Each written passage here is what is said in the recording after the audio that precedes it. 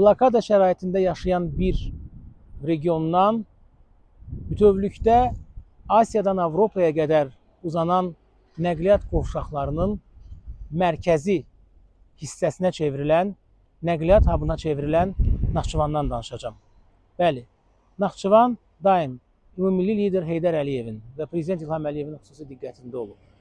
Və nəzərə alaq ki, bugün artıq Naxçıvan Prezident İlham Əliyevin 2023-cü ilin iyun ayının 11-də imzaladığı Naxçıvan Muxtar Respublikasının sosial-iqtisadi inkişafı üzrə dövlət proqramına uyğun olaraq bu proqramın 11 istiqamətini tam şəkildə icra edib. Təbii ki, Prezident İlham Əliyevin birbaşa rəhbərliyi ilə. Və bugün artıq biz Prezident İlham Əliyevin açılışlarını etdiyi, yaxud fəaliyyətləri ilə tanış olduğu günəş elektrik stansiyaları, eləcə də sənaye parkı və digər obyektlərə baxdıqda görürük ki, əslində bugün həm də Naxçıvan üçün əsas prioritet məhz burada, şərqlə qərbin qovşağında, şimalla cənubun qovşağında yaşıl enerji, bərpa olunan enerji məkanının, enerji mərkəzinin formalaşması əslində vacib istiqamətlərdən biridir. Bəli, artıq bugün Prezident İlham Əliyevin Qərbi Üfüq və Şəms bir günəş elektrik stansiyalarının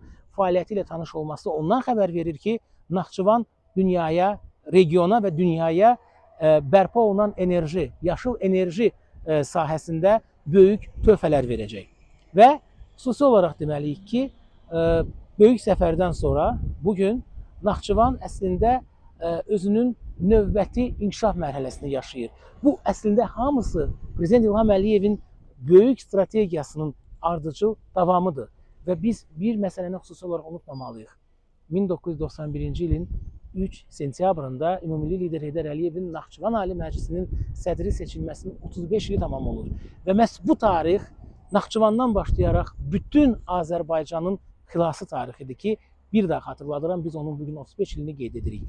Və Prezident İlham Əliyevin Naxçıvana hər bir səfəri açılışlar, yeni demək strateji planlar, yeni obyektlər və s. və ilaxır rəngarəng bir proqramla yadda qalır və bu səfərdə, yəni 11 avqust səfəri də məhz tarixi əhəmiyyətə malikdir.